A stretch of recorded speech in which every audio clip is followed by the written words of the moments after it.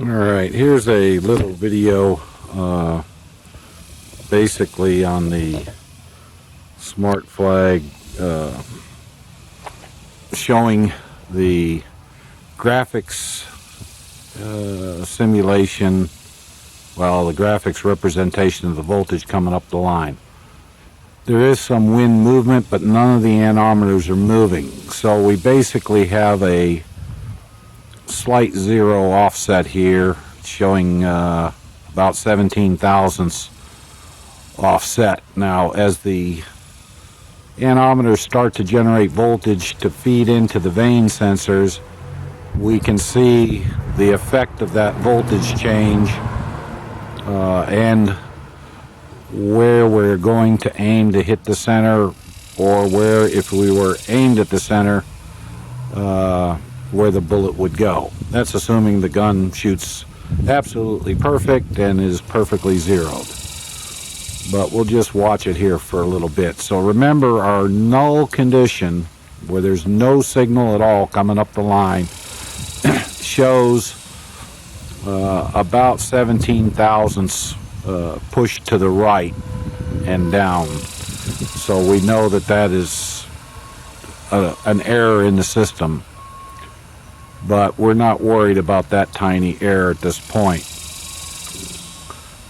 Now, as the wind starts moving the anemometers, it generates a voltage to feed into the vane sensor, which then comes up the line and shows us where to hold, or where the bullet impact is going to be in relation to the center of the target.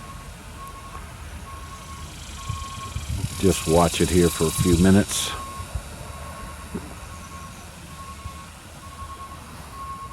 This is a net result set of sensors. In other words, each sensor can add or subtract to the signal that's coming up the line.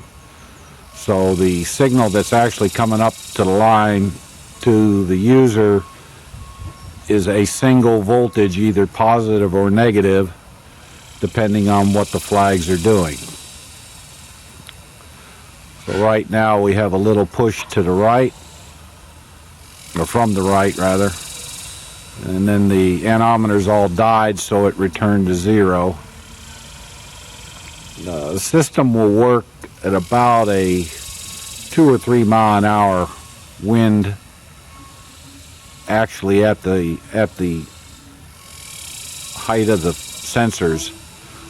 It has to have enough wind velocity to turn those anemometers, which are turning the generator motor to provide the voltage to tell us the speed of the wind. Then that voltage is fed through the vane sensor, which is essentially a Wheatstone bridge, which is scaled to give us maximum rate of change near the null and very little rate of change near the crosswind, but maximum voltage, either positive or negative, in the crosswind. Unfortunately, I don't have a lot of wind to work with here. This system is really designed for winds that you can't read with traditional wind flags.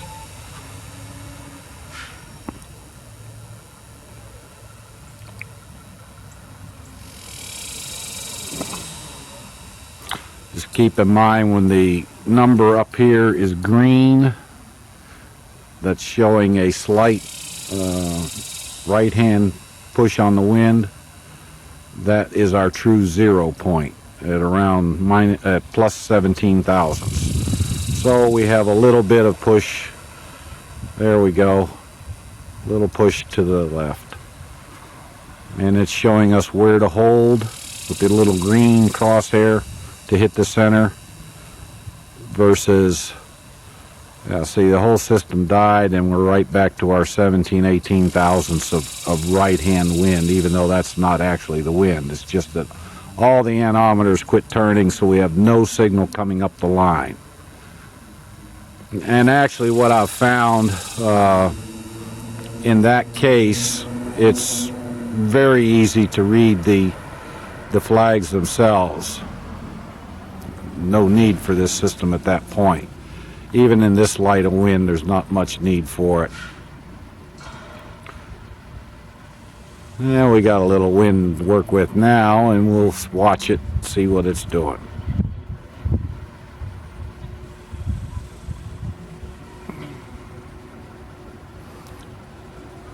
So the red numbers on the upper right-hand corner are a wind from the right to the left. The green numbers are a wind from the left to the right. That little red dot, if it elongates or you get multiple red dots, that is in effect showing you a high rate of change in the wind. In other words, the wind is changing dramatically on the speed and or direction, and it'll stretch that red dot out. It's hard to see here, but there's actually, I think, 5 or 8 dots composed of that red dot. The largest one is the one you see, but they're progressively smaller, and it will form a little teardrop when there's a violent change in the wind, or actually multiple red dots stretched out if there's a really big change in the wind. But this actually shows you how steady the condition is holding, time enough to get a shot off per se. Now, all the smarts of this thing is not in the computer. They are in the hardware itself, the sensors. Each one is adjustable for the amount of voltage it will send out for a given wind. So we have an analog meter here, which I'm going to turn on, and we'll show you what it does just looking at that. Now, this is set up, you can vary how sensitive it is right there by turning that knob. But this in effect is telling you how far to hold off to hit the center of the target.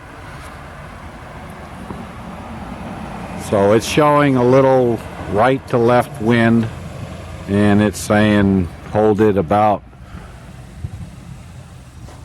five divisions there. Now, by adjusting this knob, you can scale it to the amount of push that's actually occurring on the target, so that it might tell you hold 2 rings, 3 rings, 4 rings, whatever. Now the wind is letting up, so the needle is dropping down to 0 there.